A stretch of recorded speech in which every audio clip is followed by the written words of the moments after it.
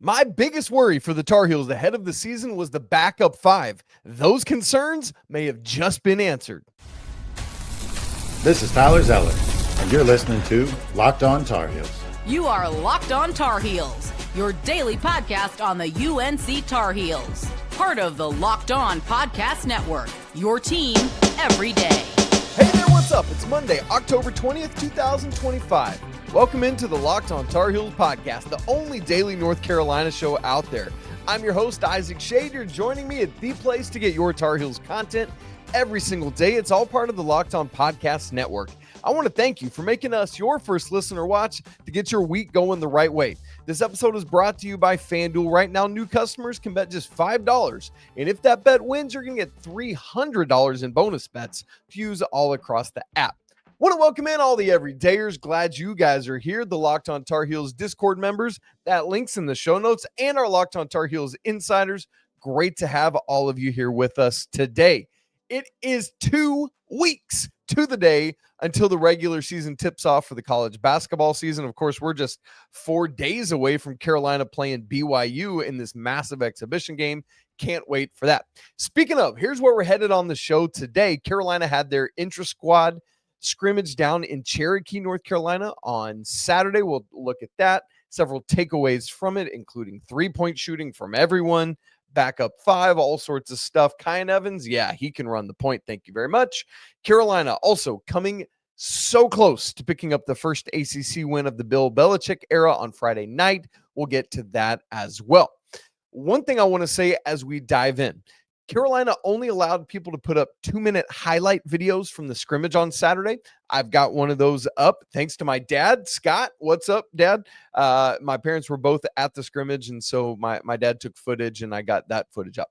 But the Locked On Tar Heels insiders have access to the entirety of the footage that my dad shot at the scrimmage on Saturday. And if you want in on that, come join the Locked On Tar Heels insiders. Again, that link is in the show notes. Here we go. Cherokee scrimmage, the score. The white team was up 27-25 at the half, but the blue team comes back to win 65-53. The teams were paced. The white team by Seth Trimble, 18 points, Caleb Wilson, 14. And on the blue side, Zayden High leading the way with 17 and Henri Veesaar, 16. And so I got several takeaways here in the first segment, and we'll do some more in the second segment as well. But that Zayden High point is where we got to start, and here's why. I said it in the cold open. My single biggest concern, worry, whatever, for this team was the backup five. With Vinal and Lubin off to NC State, I don't know how many times I've said this sentence. It's like, there was your perfect backup for Henri Veesaar because he's been in the system. He knows what he's doing, but he's gone. And you've got Henri Veesaar, you've got Caleb Wilson, and behind them, it's like Jarin Stevenson. But really, you'd rather see Stevenson playing the 4 and the 3 with his minutes. So it's like, man, can somebody else be that 5? And so for me, that comes down to, with all due respect to Ivan Matlakovich, who's still growing and developing, comes down to James Brown and Zayden High. I had said for a while, the last couple of weeks now, I really think Zayden High has taken the upper hand over James Brown. We've seen that from some practice footage from the blue-white scrimmage where it's just Zayden looks better.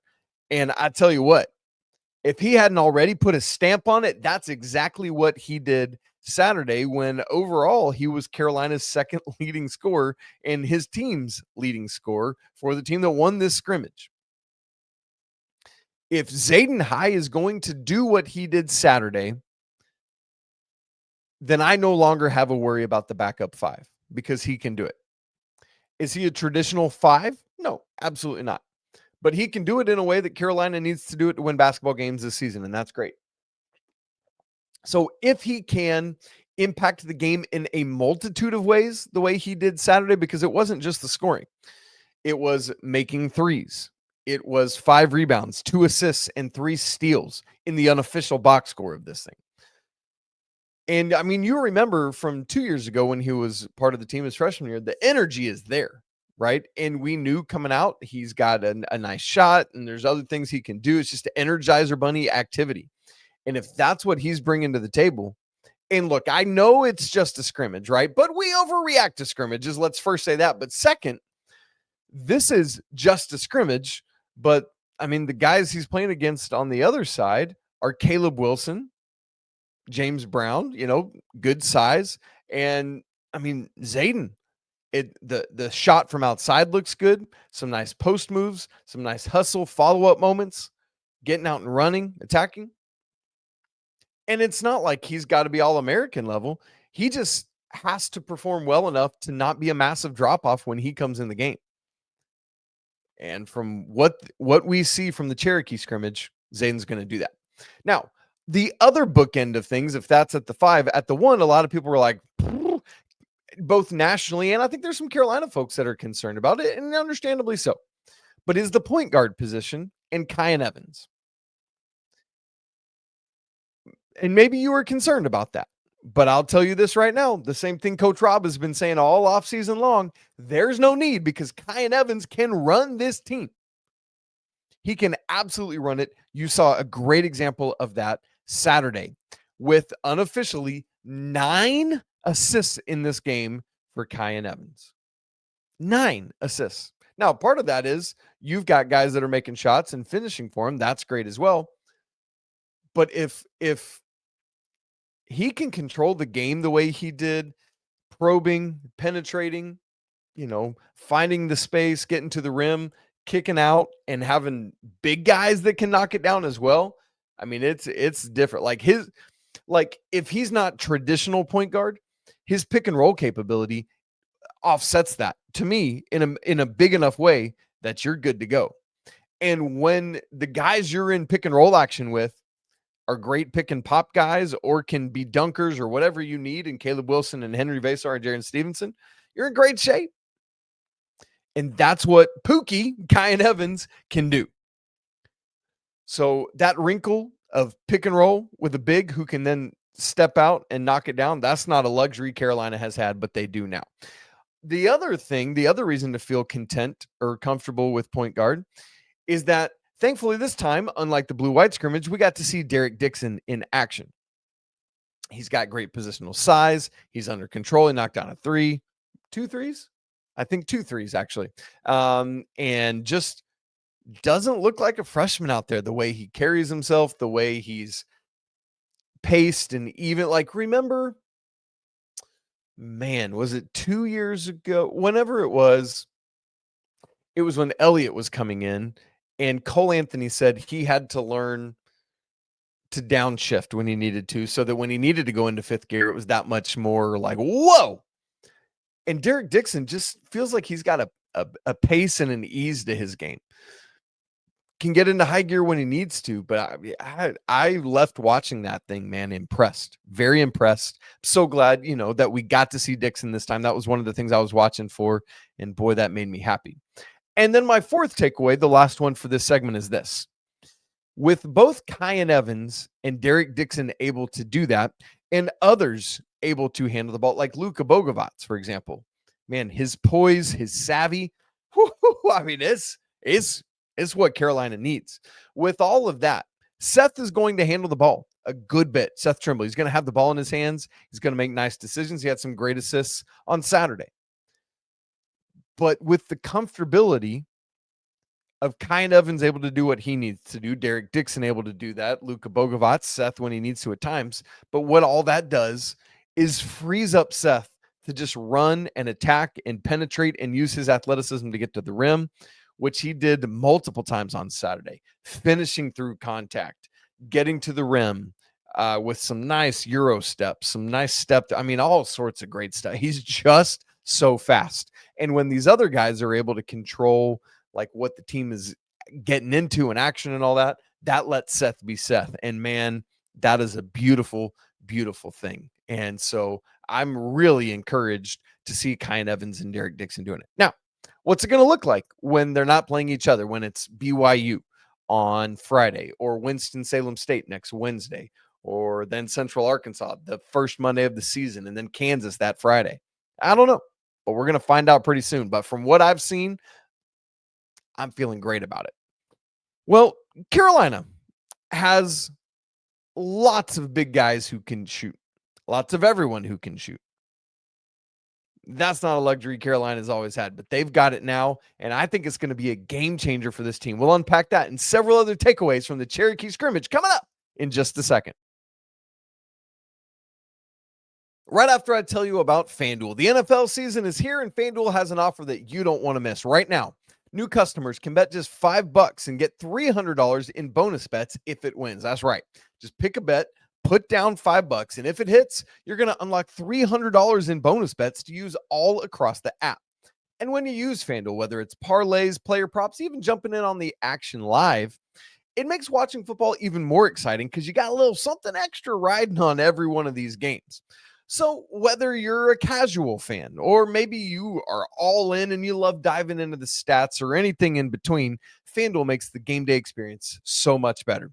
Looking at ACC regular season champion odds for basketball, Duke leads the way, followed by Louisville, and then it drops off to Carolina and NC State. So if you want to get in on that action or anything else, what are you waiting for? Do it right now. Visit FanDuel.com to download the app and get started today. This episode is also brought to you by Quo. One of the tools that helps make a huge difference for business owners is Quo, formerly known to you as OpenPhone. It's the same great business phone system you've heard me talk about before, just has a new name now.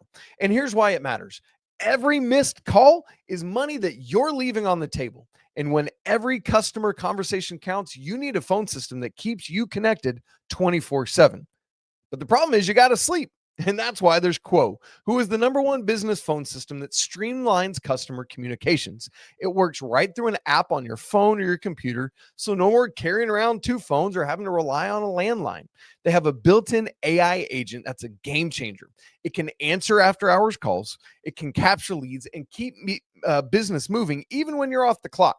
So come on, see why over 90,000 businesses already trust Quo, again, formerly OpenPhone. Get started for free and get 20% off your first 6 months at quo.com/lockedoncollege. Again, that's quo.com/lockedoncollege. And if you've got existing numbers with another service, no problem. Quo will port them over for you at no extra charge. Quo, no missed calls, no missed customers. More takeaways for you from Carolina's scrimmage down at Cherokee High School on Saturday. Again, the blue team winning by a score of 65-53, paced by Zayden High and Henri Veesaar. Where I want to head next is to talk about the three-point shooting. In this scrimmage, 9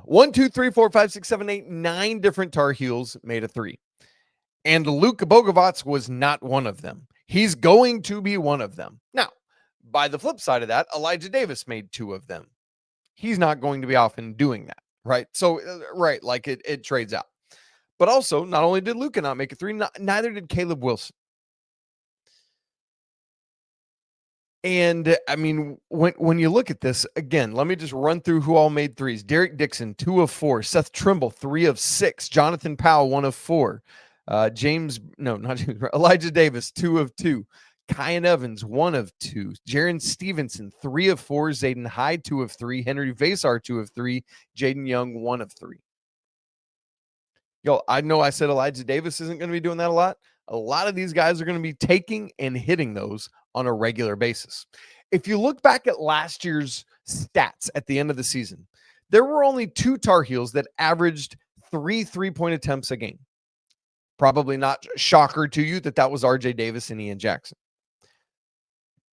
I'm here to tell you that's going to change this year because Luka is going to be doing that. He's going to be taking more than 3 a game. Kyan Evans will be doing that. Probably multiple of these bigs will be doing that. Jonathan Powell's going to be doing that. Seth Trimble's going to be doing that. Derek Dixon, right? And I don't know if they're all averaging 3 attempts a game, but more than 2 will be. And Carolina shot 35% as a team last year, which is really, really good. So we would take that again.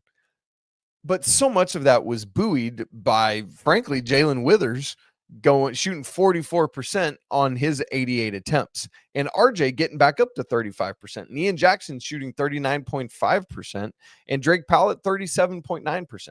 So last year, you had guys with some higher percentages, but lower volume. This year, I predict it will be a higher volume. The question is, will the percentage stay the same? At a higher volume, you could maybe even take a percentage point or two down. But if Carolina as a team, who last year averaged stand by 22.4 3-point attempts a game, if that got up to between 25 to 30 attempts a game, and you're still shooting 35%, I mean, come on. That's insane. And you've got the guys to do it, whether it's the backcourt guys, the wings, or the front court. And here's what I mean with the front court, because again, I said it, this is a luxury that Carolina has not had. And this is something to get excited about. The combination, who all played together, by the way, of Jarin Stevenson, Henri Veesaar, and Zayden High combined to go 7 of 10 from beyond the arc in this scrimmage. Now, you're probably not going to see that every game in terms of making 70% of their I mean, that's absurd. They're not going to do that. But if they're taking 10 and making 3 to 5 a game combined, I'll take that, man. I'll take that every day. If they're sliding out strategically, getting into that great pick and roll, I mean, there was some great pick and roll action, whether it was Kyan initiating and the big immediately popping, or getting that pick and roll action, Kyan penetrating, probing, coming around the baseline, kicking back out, whether it's kicking to the corner, back to the wing to Jarin Stevenson and him burying a three. I mean, there were all sorts of examples of that on Saturday. Just go back and watch my footage of it. You'll see it. Or again, if you want to see more fully all the footage, join the Locked On Tar Heels Insiders, where you can catch that. Got the footage both from my dad and the footage from Tar Heel Tapes, Tar Heel Tribune from RL, which isn't great because he was trying to keep stats and go back and forth, but it's there if you'd like to see it, just for the insiders. Nobody else is going to get their hands on that. Okay. So when you think about those three guys, how about this? Last year, players on Carolina's roster that were 6'10" or taller shot a combined 5 of 18 from three for the season. This year, Carolina's going to blow past that in like 2 or 3 games easily. It's a different ball game, and get ready to watch it because it's going to be a lot of fun. So there's that. Next takeaway from this thing, man, it was so good. In the blue-white scrimmage, there were 3 players that didn't get to play because of nursing injuries and just being careful.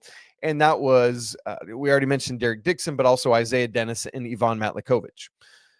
Now, I will continue to say, don't expect Matlakovich to be a critical part of this team this year in terms of on-court production in games. I do expect him to be a critical part of this team in practice and helping getting ready and being a great teammate and all that stuff. Isaiah Dennis will probably get more run than Matlakovich, but not. I don't project him anyway to be a critical in-game, on the court contributor at a consistent level this year. And that's the key word. But it was great that all 3 of those guys were able to be out on the floor, getting that experience, getting that time. Obviously, I truly believe Derek Dixon is going to get a ton of run this year. But really good to get all 3 of those guys in and going. Hopefully, they're going to be able to be part of the BYU scrimmage, all the other team now, and so you won't see the other guys as much with that. Now, that brings me to my next takeaway from this game. Luka Bogavac seemed to be nursing some kind of lower body something, especially in the second half. But didn't, it wasn't like he was on crutches or getting wheeled out or anything like that. And so that might have been precautionary as well, right? Like, you don't want to push it this time of the season, but it is something to keep an eye on. And even though you'd love to have him in the BYU exhibition, on Friday, it doesn't count. And so it would be pointless to play him if he's not fully ready to go. So keep your eyes on that throughout this week. And we might not even know until Friday because it's not an official game and all of that stuff, but just keep your eye on it. All right. One more takeaway and then just a big picture from the Cherokee event. It's just good to see some honest to goodness, big to big passing again. With having, I know they weren't on the same team this time, but the Caleb Wilson, Henri Veesaar connection of like Caleb getting out to the high post, dumping it over the top to Henri for a lay-in or things of that nature. And you did get some of that in this one, since you had Henri playing with both Jarin, Stevenson, and Zayden High. You had some big-to-big passing. But even Caleb doing that a little bit with James Brown, man, it's just, I think there's a lot of potential for this team. And I say big-to-big passing. You got it sometimes in blob plays where, because of Carolina's better size this season, a lot of times they're not having to run like creative, unique blobs. It's just like throw it up and let Caleb get it because he's so tall and he can jump so high. There was one blob where it just came in over the top to Zayden, makes a post move and finishes. I mean, it's great. Really, really good. But just love to see Carolina having what they didn't have last year in terms of that size with the bigs. That's really good. Last thing on the Cherokee event for right now. Man, what a neat thing this sounds like. I got to talk to my parents who, I said were at the event afterwards, and that they didn't go to Friday night supper. They just went to the autograph thing Saturday morning and then the scrimmage. And the guys were all just set up out on the football field outside with like a little PVC pipe and a placard with their name behind it, so you knew who it was that you were going. And so my parents weren't trying to get autographs or anything, just wanted to take pictures with the guys and chat with them a little bit. And man, just said the players were also great and interactive. And that, like, as they watch them with like younger kids, man, just making the kids feel special. And that's what it's all about, man. Just being human and being together. And so I'm so grateful for that. And just excited. Like, obviously the product on the court, you want to win basketball games and all that, but at the end of the day, it's about growing these young college men into grown adult men that can impact the world in better ways. And so I'm just really encouraged by all that. Encouraged, I said this Friday, but by Carolina going down and doing this event, even after it got, postponed last year because of the hurricane. And so just a neat thing, and would love to see more of this kind of thing. Like, I love the blue-white scrimmage and the Dean Dome, but just traveling around maybe to different parts of the state to do a scrimmage like this, I think would be really cool. Head out to the Outer Banks and do something out there, right? Like that'd be pretty rad. And I actually remembered one more take I wanted to say is, so many people, my parents, other people that were in attendance, have responded back of just how competitive these guys are, really getting after it with each other. Like, they're not trying to, maybe not with the level of aggression they will against another team, but not just like an all-star throwaway game where it's like defense optional. I mean, they're locking in, defending, really, because you want to beat your brothers, right? And so just really encouraged by all that. So it is Monday, Tuesday, Wednesday, Thursday, Friday, 4 sleeps until Carolina heads up to, or will play BYU in Salt Lake. Can't wait for that. BYU, by the way, lost at Nebraska in an exhibition game over the weekend, but AJ Debanta dropped like 30 in it. So really curious to see that matchup with he and Caleb Wilson. Should be an absolute blast. Can't wait for it. And not just Caleb. Obviously, there will be other defenders thrown at him as well. All right. Carolina. Oh, they came so close to that first ACC win of the Bill Belichick era on Friday night at Cal, but they couldn't quite pull it off, alas. So we'll talk about that, a few takeaways, plus the weekend whip around, man. Field hockey just keeps cruising. All that coming up in just a second. Right after I tell you about Monarch, let's be honest, most of us can't name all our financial accounts, let alone what they're worth. Between 401ks and savings and investments, it's so easy to lose track of it all, and that can mean leaving money on the table. And nobody wants to leave money on the table, and that's why I started using Monarch, an all-in-one personal finance tool that brings your entire financial life together in one clean, easy-to-use interface on your laptop or your phone, whatever device you want to use. Monarch has helped me organize my accounts, track my spending, and get a better handle on my investments without ever having to touch a spreadsheet. Man, I love also that I can review all of this with my wife because we're always in kind of lockstep with our finances. We talk about it. We're very open about it. And so it allows us to see our shared goals, make better financial decisions together, and always make sure that it's up to date. I'm so grateful for that. Monarch's visual dashboards and smart tools makes it so much easier to understand where my money's going and how to make it work harder for me. So don't let financial opportunities slip through the cracks. Use Locked On College, that code at monarch.com for 50% off your first year. Yes, 50% off. That's monarch.com, code Locked On College for half off your first year. Ah, man, it was so close, but Carolina falls to Cal 21-18 late on Friday night. Did you stay up? I did. I mean, it's my job though, so I get it if you didn't. And it's a bummer. But man, it's just like, can we? I know it's not cool and it's not trendy to like. Here were some things that were good, but can we for just a second? It's the first time Carolina broke 15 against a Power 4 opponent. It's the first time Carolina scores multiple touchdowns against a Power opponent, with those touchdowns being when Carolina is down by fewer than 3 scores. I mean, it's sad, but it's like, hey, that's a step in the right direction. And I get it. Look, hear me say, Cal is not a good football team, just like Carolina is not right now. But you see Carolina making some strides, right? Like, can we celebrate that Carolina was competitive in this football game? They were. And for right now, that's a win.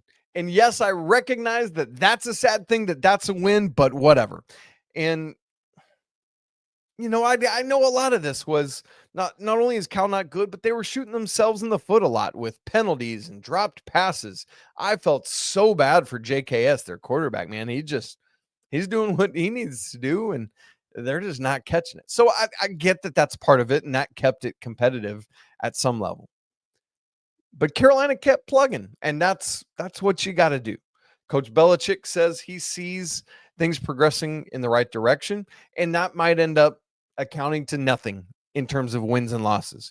But if it keeps progressing and sets Carolina up for next year and beyond, great. We'll take that. We won't be thrilled about it because it will mean bad things for this year's win-loss record. But, okay, let's start with the fumble, right? Carolina had just kind of clawed and backdoored their way into having a chance to win this thing, right? They get that fourth quarter touchdown, 2-point conversion. It's now 21-18. They're stopping Cal from scoring. Cal's not able to do it. And then Carolina's driving again, and it gets to where they're in the red zone, just under 4 minutes to go. A nice crossing route from Nathan Leacock. And Gio hits him. It was a nice ball from Gio in stride. And literally, as Leacock is, like within the 1 yard line, a Cal defender comes over and punches the ball out. And, you never know where the ball is going to go in those situations. Keep in mind, if it goes out of bounds through the end zone, that's a touchback Cal ball, which is a dumb rule that I really hate, but it is the rule. And so poor Nathan Leacock is scrambling on his hands and knees to try to get this thing. I don't know if he would have had time to stand up and go get it, but you're just doing everything you can, right? Like your brain is racing. And before he can scramble to get it, 2 Cal defenders fall on it, and it's Cal ball.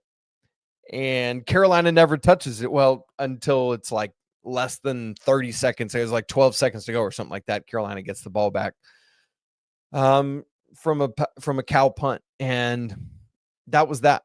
And man, that's tough. It's so tough.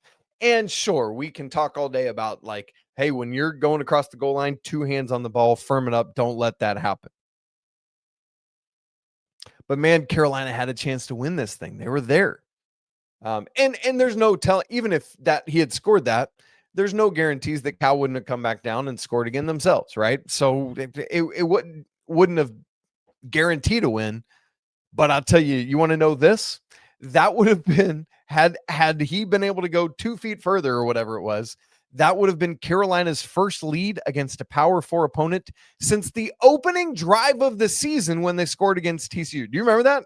Carolina scored on their opening drive against TCU, and it was like, ooh, we got something here. We don't got something here, by the way, right now. But this would have been the first lead against a Power 4 opponent since then. That's how just like, it all is, man. And so, look, if you're a teammate, you got to pick up Nathan Leacock. If you're Nathan Leacock, you got to find a way to move past it and learn from it, right? Those are the moments there. Another takeaway from this game, Gio Lopez is QB1. And, there was the week off before Clemson, and you get Johnson starting that game, and then another week off. Gio's healthy enough and starts and plays the entire game. We never saw Max Johnson take a snap in this game. And to this point, it's hard because Carolina's offense just does not have big playability with any level of consistency without going to a junk formation or just something. And that's tough. Gio I think, made some steps in the right direction, but it was still 19 of 35, 54% completion percentage for just 167 passing yards, 68 of which came on 2 plays. So that means that outside of 2 plays, Gio Lopez had 99 passing yards in this game. And it's not like that was because Javonte Williams and Michael Carter were running for 600 yards on Miami. It's just that's all Carolina can muster. The offense is not in a good way.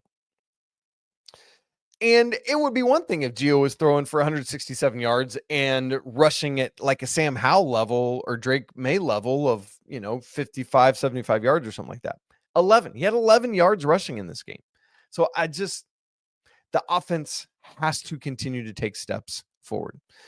Some positive signs. Saw Kobe Paysor break out. It's like, I don't know why that hasn't been a thing all along, right? He's had multiple years of success at Carolina. Maybe it was just that Drake made him look better than he actually was. But Kobe, 6 receptions for 101 yards. He's an experienced and proven Tar Heel that can do it. So I wonder if we'll see more of that going forward. Damon June has kind of been more quiet the last couple of weeks. And in fact, Benjamin Hall took the running back room by the horns in this game. 14 rushes for 68 yards and a touchdown. In fact, Juju was third in total in most carries from running backs. On the defensive side, Will Hardy had the most tackles. Tyler Thompson stood out with several dynamic plays, 2 sacks, a forced fumble. We'll take all of that. And that was going to be hard because you're without multiple high level of your better defenders. And so that's an issue they're going to deal with. For the second straight game, Carolina had a disastrous start on the first play from scrimmage. Remember against Clemson, Clemson got the ball first, touchdown on the first play from scrimmage. What are we doing? First play from scrimmage here, they're just trying to get Gio, some easy throws, clearly. And then Carolina fumbles. First play from scrimmage. It's just like, here we go again, all over again. Like it wasn't giving up a touchdown, but it was giving up possession on the first play from scrimmage. My goodness.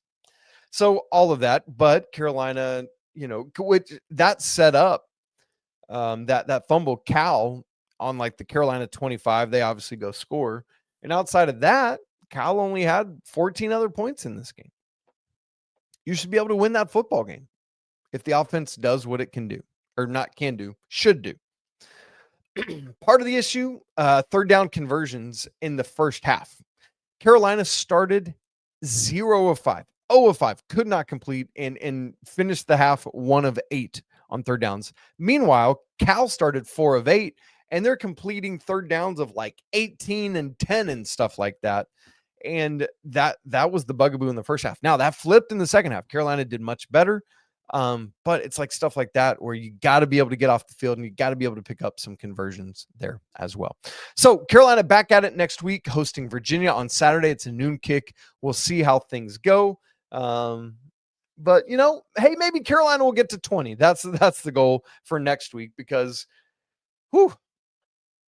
it's tough out here, you guys. It's very tough. It's very tough. All right, weekend whip around Project 28. Here we go. Field hockey. Let's start there. I need a sip of water. 2 more ACC road matches this weekend. I'm sorry, 2 more road matches, 1 ACC, 1 out of conference. Carolina sweeps them. They're now 14-1 overall, 6-1 in ACC play.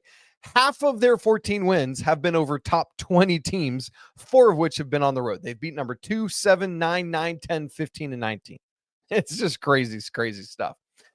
Carolina comes in ranked second. On Friday, they were at number 9 Syracuse and had an insane comeback. The Heels were down 3-1, less than 20 minutes in, and they just start chipping away in the second half, eventually tie it up.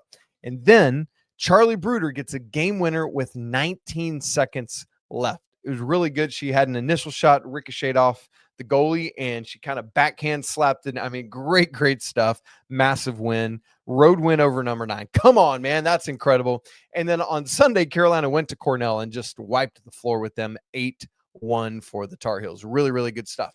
Soccer, both men and women won this weekend. The women are now 10-5 overall, 4-3 in ACC play. They won at SMU on Friday night, 3-0. The men hosted Virginia Tech on Sunday, knocked them off, same score, 3-0. They're now 8-2-4, and in the ACC, still haven't lost. They are 2-0-4. Great stuff there. Volleyball, baby. The girls are still undefeated in ACC play. 2 ACC road wins, knocking off BC Friday evening, swept them 3-0, and then on Sunday beat Syracuse 3-1. So Carolina has played 8 ACC matches, and they've lost 3 sets. That's great. I mean, y'all, I love it. Keep coming, volleyball team. Let's get with it. Cross country was at the Nutty Comb Invitational up in Madison, Wisconsin. The men finished 14th and the women 19th. So there you go. There's your Project 28 weekend whip around. Really good stuff there. Thanks for being with me here on a Monday. Great to be together. I'm going to just tell you right now, you do not want to miss tomorrow's show. Carolina's all-time leading scorer will be on it. None other than Mr. Tyler Hansborough and his podcasting partner, Brandon Staten, the guys of Sleep Hawk Worldwide. Make sure you're here with us. If you haven't subscribed to the show on video and audio, do it right now so you don't miss a second. If you've not joined the Locked On Tar Heels Discord, man, that conversation is going on all day, every day. Links in the show notes. Same for the Locked On Tar Heels Insider Program. That link is there as well. It's always a great day to be a Tar Heel. We'll talk again tomorrow, but until then, peace.